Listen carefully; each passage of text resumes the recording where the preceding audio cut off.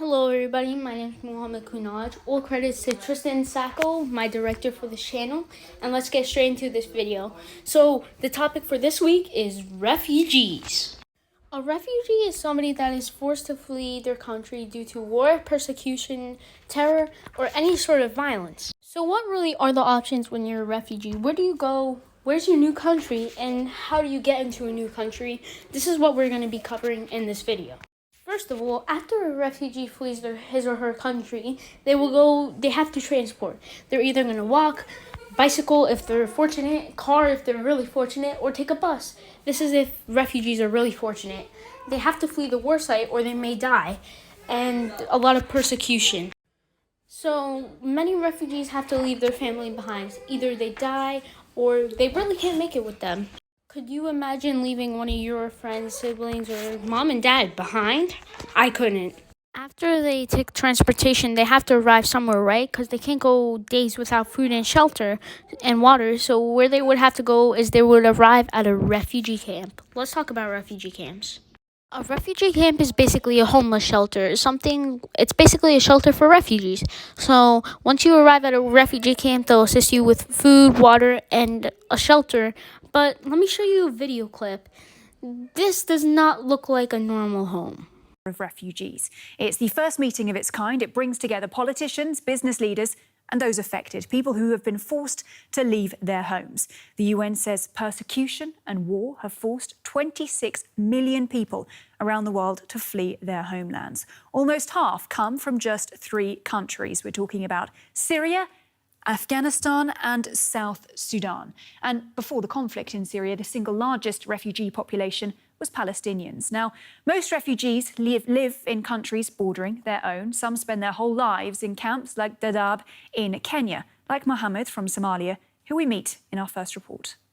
That does definitely not look the most pleasing. I can't see myself living in anything like that anytime soon. And as you can see, refugees really have a hard time living. So at the end of the video, we're going to be giving you websites where you could donate to refugees and help our cause.